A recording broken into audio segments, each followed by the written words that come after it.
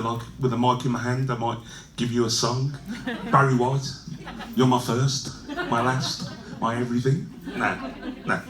I'd like to give you a warm welcome from In Control and thank you for the opportunity to share with you the power of personal budgets outcome evaluation tool known as POET and making it real.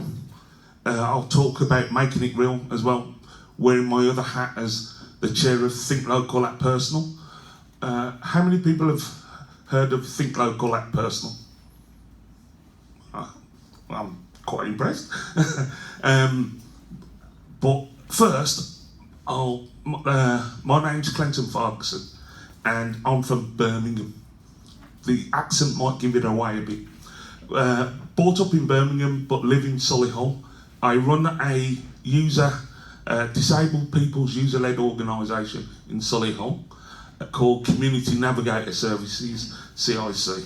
And we do a lot of work around personalisation and co-production, what that means, and trying to move away from just a strategy document that mentions personalisation or choice and control and independence to make those words become a reality, because for me, it's a lived experience. So it's trying to make that practical for people who have to use the services of health and social care. So I think a big background from where I come. I acquired my disability in 1995, trying to stop a young lady from being raped, and I got stabbed 26 times and severed my main artery and nerve. So the world of service provision coming from the health and social care really opened my eyes, because I expected everything to be in place for disabled people. So one of my first experience was how long I had to wait for health and social care to decide whether they were going to pay for a lift in my flat so I could just get into the flat, and that took 3 months. So I kind of blocked the bed for a long time. So my world, that was a great experience for me, and a big wake-up call of the two tribes of health and social care. So one of the things that I'm passionate about is when we talk about well-being, which is framed in the Care Act. Well-being means to me is living well for a better life.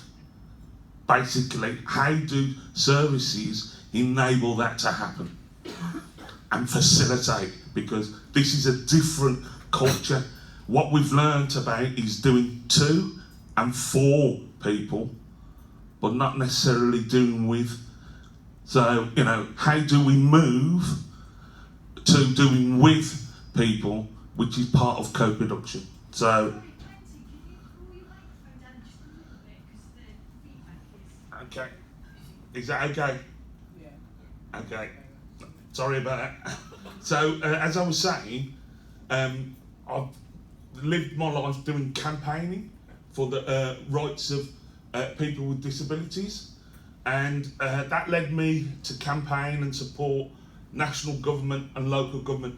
The last government created a think tank called Equality 2025 that looked at life chances of disabled people in policy areas of education, health, housing, and looking at the inequality gaps.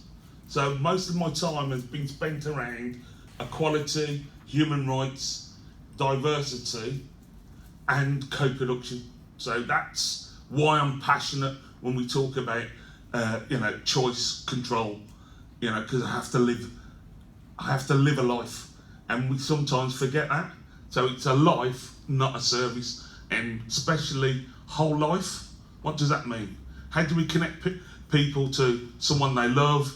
How do we connect, for somewhere to live? How do we connect people to, something to do, whether that's volunteering, job opportunities, and also the last one, something to hope for, because we sometimes forget that, especially when we talk about, hopes, wishes, dreams.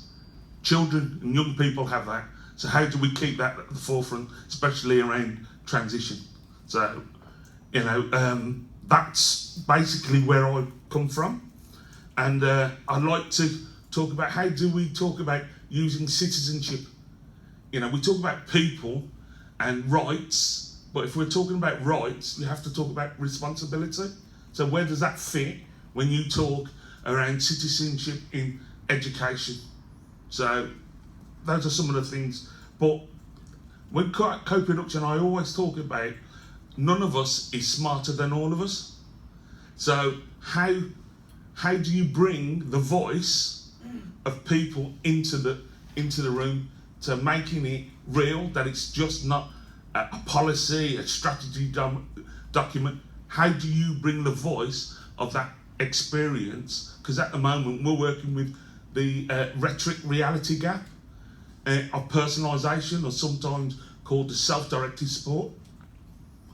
From the experience that people are telling us on the ground, there's a big gap.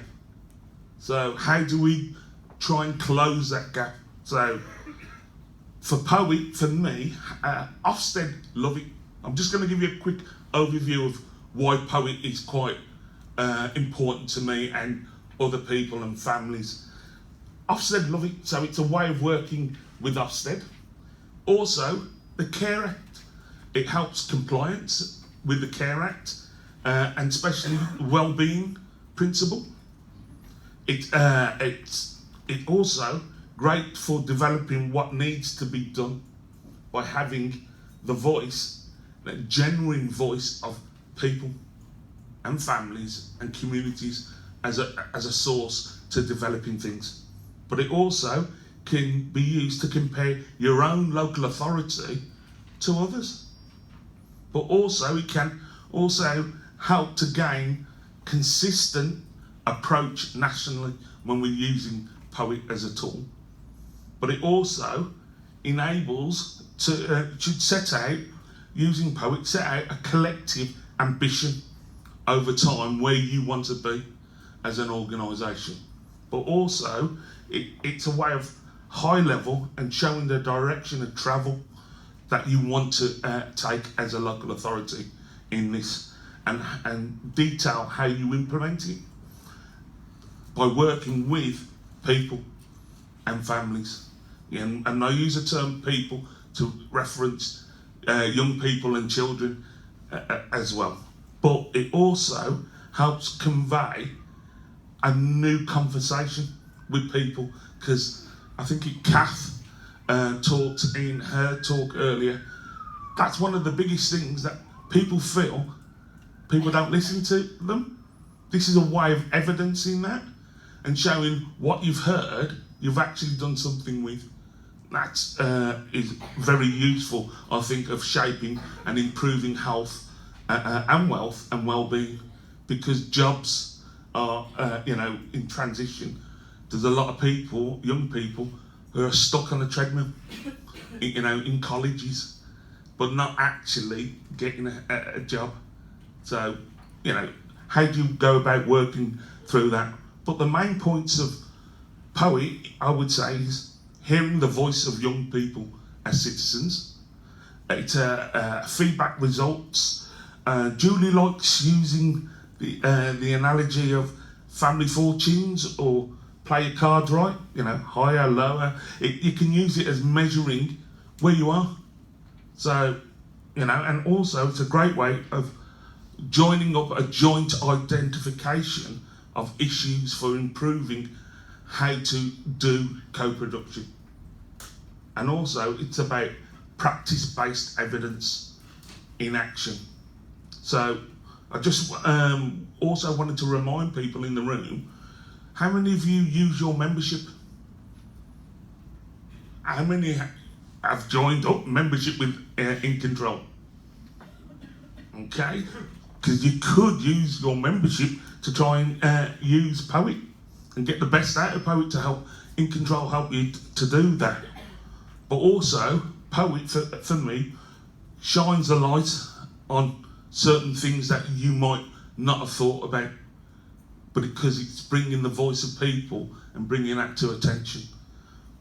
Other things that I think you might want to be aware of what In Control is doing. They're doing some work on prepayment cards and the issue of that. So John in our workshop will talk more about that as well. Also, we're doing some work on the tri-borough work with Knowsley, Sefton and Liverpool, and John will expand on some of that work in our workshop. And also, how many of you have heard of integrated personal commissioning?